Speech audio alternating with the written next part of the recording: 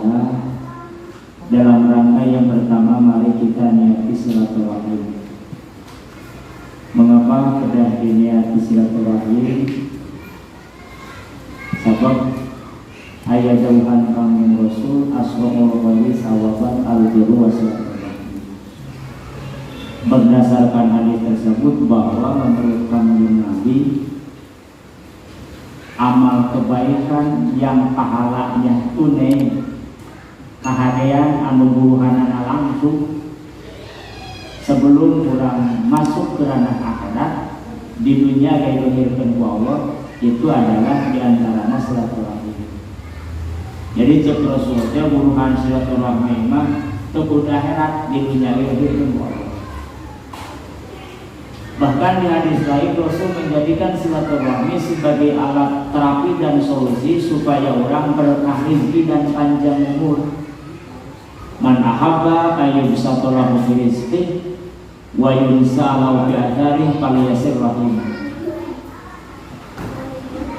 Kata Rasul, barang siapa orang yang ingin dipanjangkan umur dan ingin dijembarkan rezeki, solusinya itu adalah silaturahmi. Orang yang panjang umur, orang yang mau panjang umur, mau banget. Mudah-mudahan yang hadir di sini pada KM beserta jamaahnya panjang umur. Saya doain semoga panjang umur. Kita lihat surat Yasin. Wa man nu'ammiruhu nunakkishu fil khalqi afala ya'qilun. Kata Allah, artinya wallahu a'lam bishawab, barang siapa orang yang aku beri panjang umur, nunakkishu fil khalqi, maka aku kembalikan tingkah lakunya kembali ke balita lagi.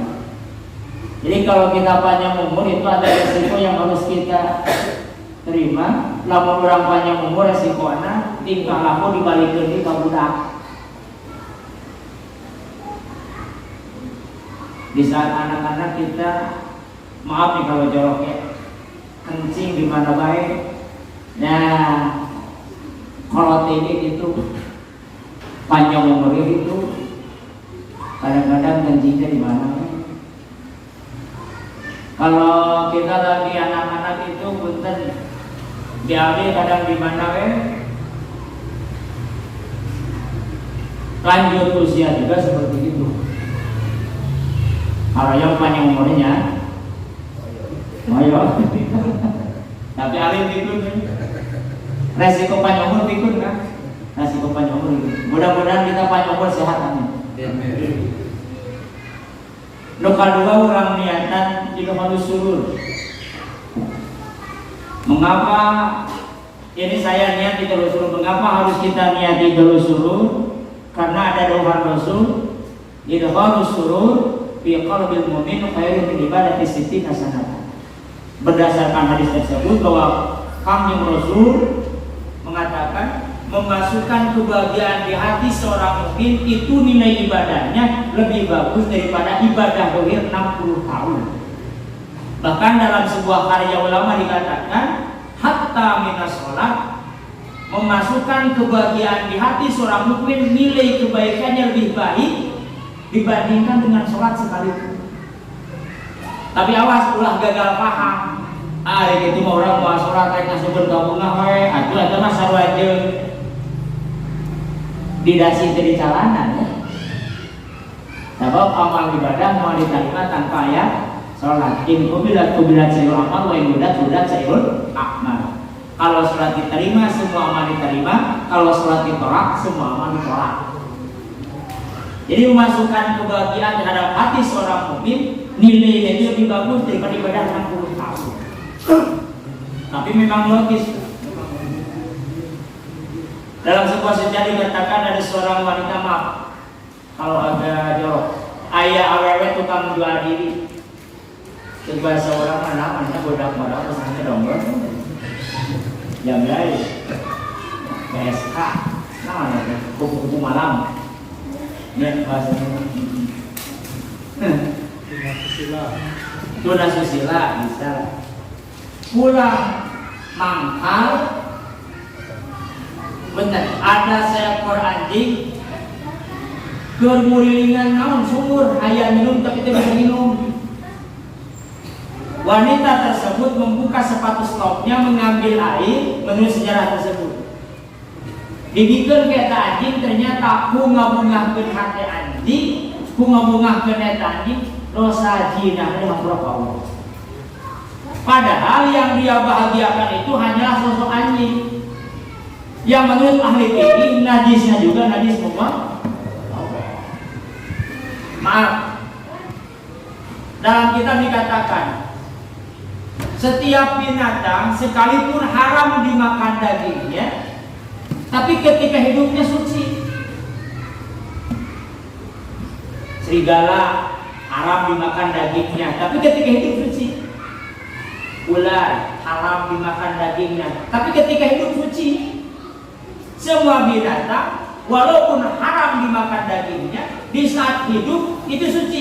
Illal kalba wahidin, kecuali anjing dan babi hutan itu najis sekalipun masih hidup. Di keterangan lain, wa kullu ma'in kharaja minas sibiriyah najsun ilal aniyah. Semua cairan yang keluar daripada kubur dan dubur itu hukumnya najis. Illal maniyah, kecuali air mani. Maaf, BAB kita najis, kencing kita najis, tapi air mani kita suci. BAB ayam najis, kencing ayam najis, tapi spermanya suci. Ular, BAB-nya najis, kencingnya najis, tapi spermanya suci. Semua cairan yang keluar daripada kubur dan dubur itu hukumnya najis, kecuali air sperma, tapi sperma anjing dan babi disepakati itu najis. Intinya anjing itu adalah tidak ada satu bagian pun yang suci, semuanya najis.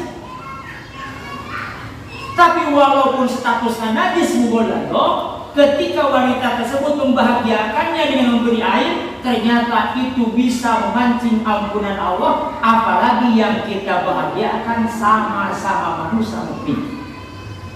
Makanya kita niat kita harus surut. Yang ketiga kita niat thalabul ilmi. Mengapa harus diniati thalabul ilmi? Karena ada hadis Nabi, utlubul ilma walau bisin, carilah ilmu oleh kalian walaupun ilmu tersebut berada di negara Cina. Mengapa Rasulullah menggunakan negara Cina? Seakan-akan tidak ada negara lain selain Cina. Rasul tetapi dia harus nate, utlubul ilma walau di Mesir, carilah ilmu walaupun di Mesir. Utlubul ilma walau di Baghdad, carilah ilmu walau di Baghdad. Mengapa Rasul menggunakan negara Cina? Jawabannya ada dalam kitab Nashorul Dunia, Asir iklimun ba'idun. Cina itu negara yang jauh dari Mekah. Kalau orang Mekah, orang Madinah ingin pergi ke Cina, perlu biaya besar. Ongkos nabada, biaya na'agur, waktu nalami, stamina terkuras. Nah, cek Rasul teh, ku wajib-wajibna milar ilmu, saking wajibnya mencari ilmu, sekalipun perlu biaya besar, jaraknya jauh, tetap wajib berat. Apalagi kalau tempat ilmunya dekat lu, tanpa biaya gratis. Harus bayar saja, harus berangkat ke Cina. Makanya kita niat hadir di sini untuk melakukan thalabul ilmu. Mengapa kita harus hadir thalabul ilmu? Mengapa?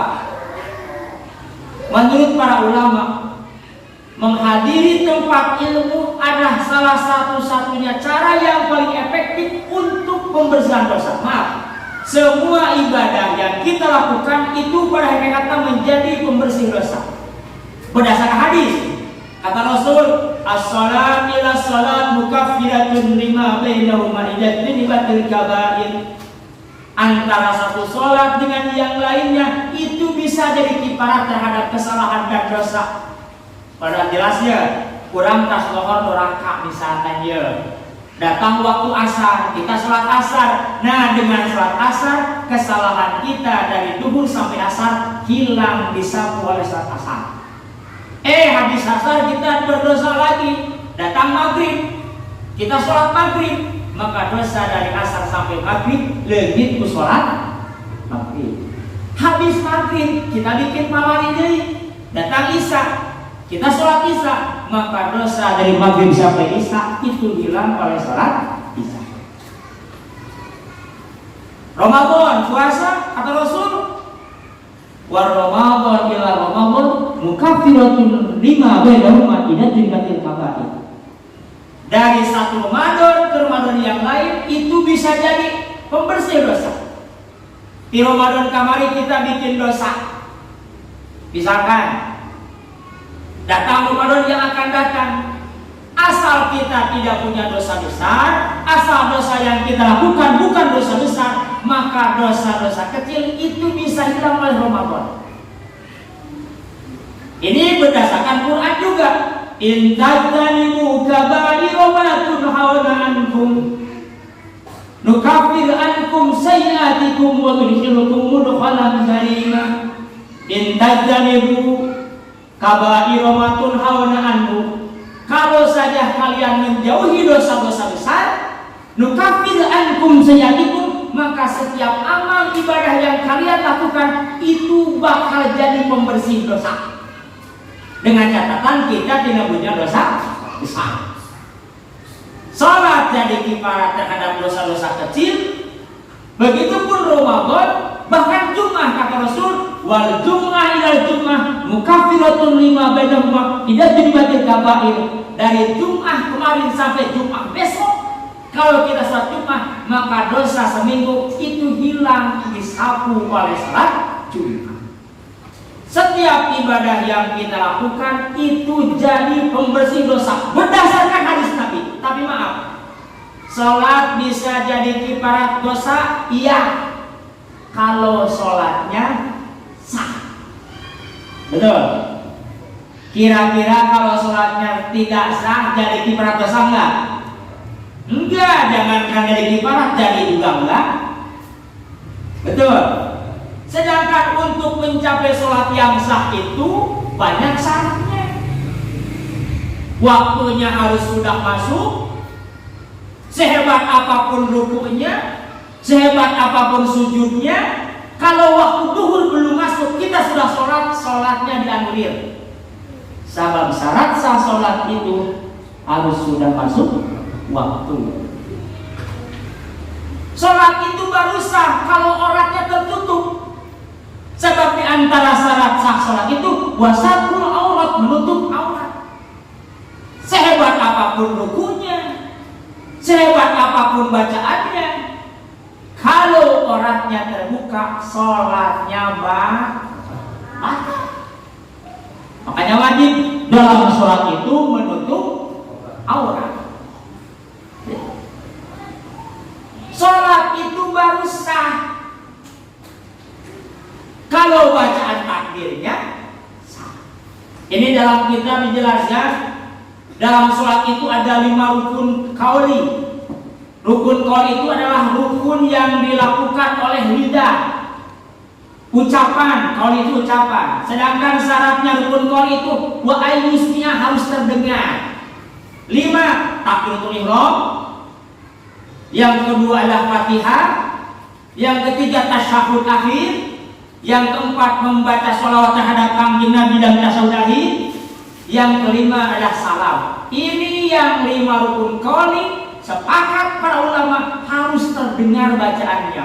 Allahu Akbar. Kalau kita takbir tidak mengeluarkan suara, jangankan orang lain, kita juga terdengar. Ngajak dulu ya sholatnya ketimbang belum ngangkat. Misalkan kira-kira sholatnya sah enggak? Menurut fikih itu sholat tidak jadi. Sebab syarat rukun qauli harus terdengar. Allahu Akbar. Yang menjadi rukun bukan mengangkat tangan, tapi baca takbir. Walaupun tangan terdiam, kalau kita takbir sholat jadi. Besali pada maghrib. Allahu Akbar. Tangan tetap anggar sah. Saja nggak gelar takbirna, misalkan luhur ya nak, lamun eta teu disada teu jadi salat. Balem mah bibirna teh.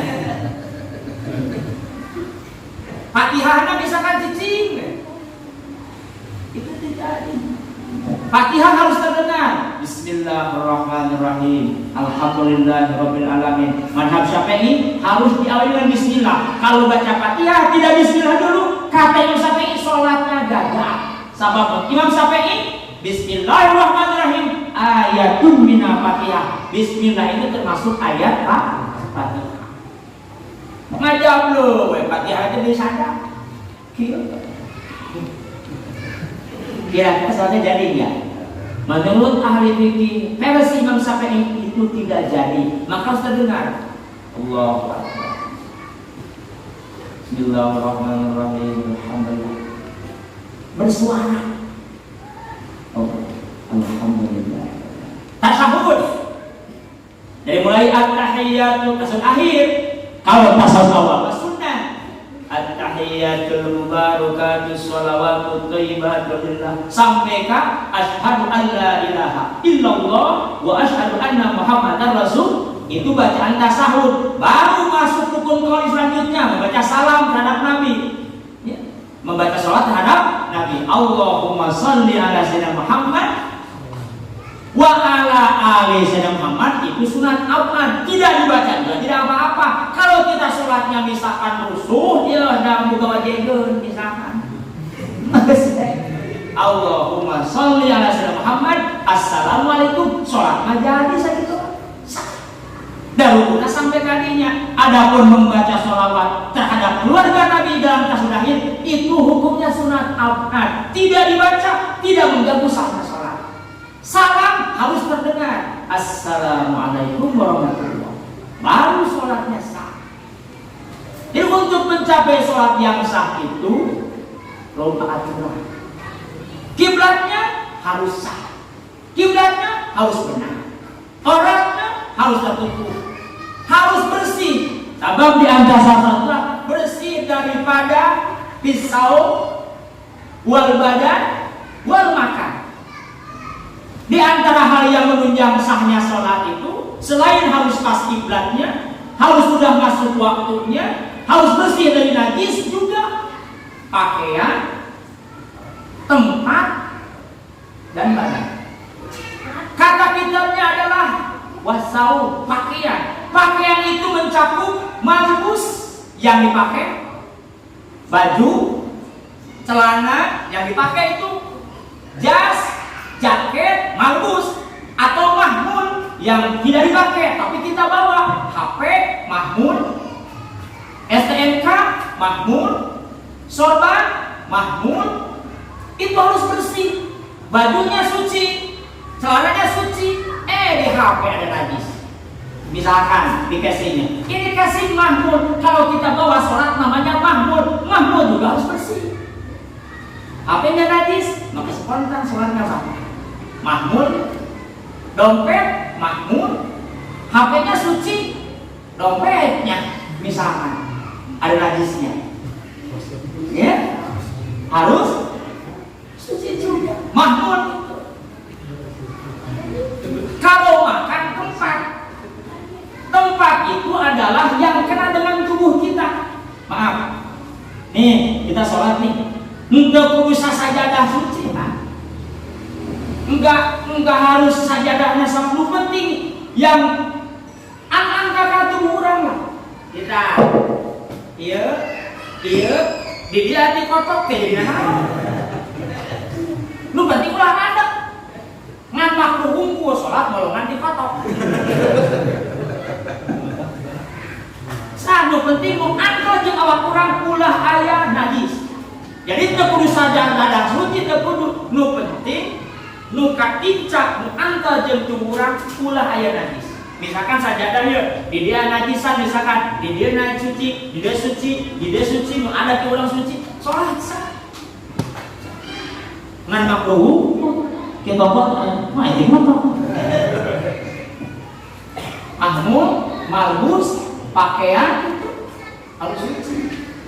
Sehebat apapun Fatihahnya, kalau badan kita, kalau misalkan pakaian kita terkontaminasi najis, sholatnya gagal. Jadi untuk mencapai sholat yang sah itu perlu proses yang banyak. Baru sah, setelah sah diterima oleh Allah. Setelah diterima baru bisa menjadi penghapus dosa. Puasa bisa menjadi penghapus dosa, iya, kalau puasanya sah. Kalau puasanya tidak sah, jangankan jadi penghapus dosa, diterima juga tidak. Sedangkan untuk mencapai puasa yang sah itu banyak aturan dan syaratnya. Haji kata Rasulullah, orang yang berangkat haji sepulangnya dari haji dosanya diampuni. Iya, kalau hajinya sah. Sedangkan untuk mencapai haji yang sah banyak aturan, syarat dan rukunnya. Nah, menghadiri tolak ilmu itu adalah cara yang paling efektif dan praktis. Keloba aturan, hadir ke tempat ilmu, reksa jam, reksa setengah jam di pengajian dengan gaya apapun tetap bisa jadi kifarat. Alhamdulillah. Sholat bisa jadi kifarat saya kalau sholatnya kita kerjakan. Lalu kita digawean sholatnya jadi kifarat mah. Oh, nah mereka yang tolak ilmu mah ayat hadis kanjeng Nabi, man ittakhadha liyata'allama ilman kufira lahu qabla ayyahtuwa. Barang siapa orang yang mengajak hadir ke tempat ilmu, pas waktunya tidak jadi, maka kata Rasulullah sebelum melangkahkan kakinya dosanya sudah diampuni. Alhamdulillah. Maka pengajian menurut kita lurus. Udah diajak akhirnya mau ini malam Kamis misalkan, udah diajak. Pas kita mau berangkat ada tamu. Tamunya tidak tahu waktu, ngobrolnya lama banget misalkan.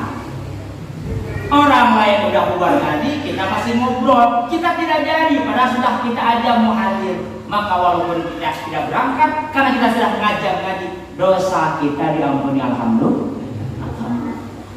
Itu pentingnya tolak. Kalau tadi sholat, untuk mencapai sholat yang sah itu harus masuk waktu. Kalau sholat fardu harus berdiri. Kalau kita bisa berdiri, sholatnya malah sambil duduk, sholatnya batal. Tolak ilmu itu mau bagaimanapun asal hadir ke tempat ilmu, dosa diampuni. Cek abah teh nyete cenah abdi mah tolak ilmu teh sok kuno misalnya. Tidak ada larangan dari kanjeng Nabi hadir ke majelis ilmu membawa termos. Bawa yang kopi lagi. Tidak dilarang Nabi. Juga ada hadis Nabi. Kalau kalian hadir majelis ilmu dilarang bawa termos dan kopi. Tidak ada larangan. Bawa kopi apa hadir? Yang termosnya. Biasanya sedangkan lamun tukang ngopi, biasanya lamun kertu ngopi suka ada jarikaan. Biasanya. Tapi nu luar biasa mah kopi-kopi tuh heuh. Itu luar biasa.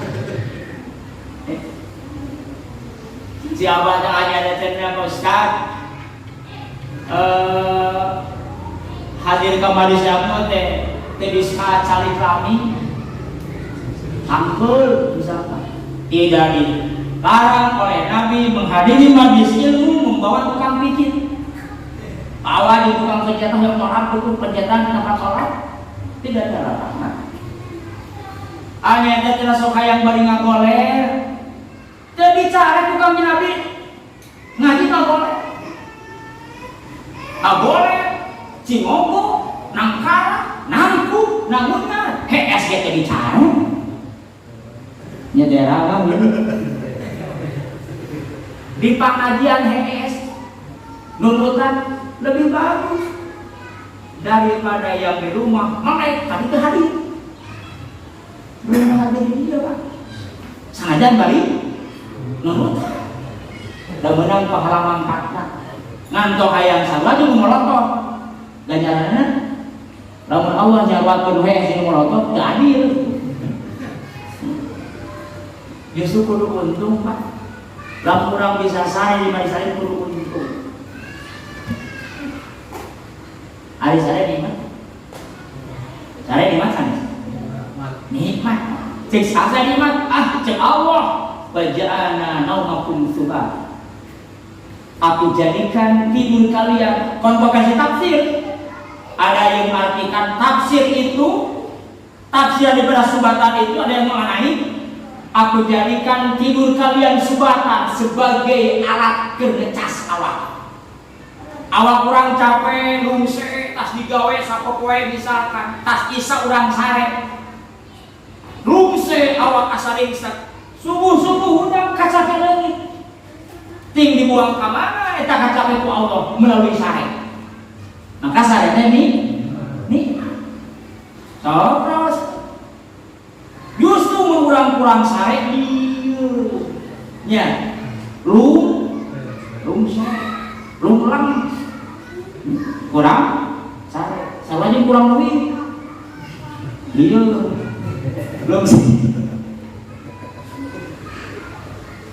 Pak orang lain ingin bisa tidur hayang sare ngeunah tiba-tiba belahan mengkonsumsi obat tidur yang bisa ya kita malah alhamdulillah pengen tidur kudu mengkonsumsi obat tidur ya gampang orang hayang sare mah ini kamadis taklim asli tapi gak dijawab ngomongnya ngaji lah ya saya. Tadi kan baik dan nikmat sare. Batu bapak pingin nikmat tidur itu belaan menyewa hotel. Pingin tidur nih, ya kurang banget kudu banget. Hayang sare nikmat mah mangkat ke masjid pasti. Ada sok bingung pemikiran kamu ke Jumaah, panon ke Jumaah. Memang kajumah bangun giras setengah 12 ngangkat ke masjid nah ada kekaret pegek kadang-kadang tunggu akur dari dia ambil sami rata-rata itu setengah 12 jam 12 tuang saparapat itu kalau 15 menit itu kemudian tertunggu apa betul ya saya belaannya warung lama ya udah ini ke masjid ada kedamaian di masjid ya enggak kayaknya Pak di Pasir Angin ayah jami angkat ke Bekasi di rumah amun karejana terjebak macet di jalan nyampe ke Bekasi jam 12 kurang 15 menit cek rencana kita masuk ke masjid ini udah mau Jumat ya sudah. Bisa capek terjebak macet, karet gegek di masjid langsung sare. Ada di kuping, komat di kuping, but bagian ke kadenge. Udah kebukan di toyal buat bangun surat. Kita beres jumahan pukul lutusna. Kakara orang jumahan seumur kakara ayo na jumahan ada komat itu betul bacaan. Aliran naon ini? Wairan sesat. Nyebutkeun batu sesat mah anu hees. Bieu teh tah. Punten aya teh baru kitu teh nyesatkeun batu. Bulan haram, zaman haram, lima haram. Lakiwan, maning Quran, manakiban anaonan gitu. Marawaan penuh. Batu mau dibilang ini. Nu paling parah teh anu anyar keneh kamarita. Tapi di tewak eta. Menyebutkan tidak ada dari Al-Quran yang menyebutkan Muhammad dekat dengan Allah. Mengkecek ya. Tapi tak diciduk reweh ini namanya berbicara. Sebetulnya tidak ada satu ayat Al-Quran pun yang menyebutkan Muhammad dekat dengan Allah. Itu kan pensesatan akidah. Naudzubillah ini bahaya.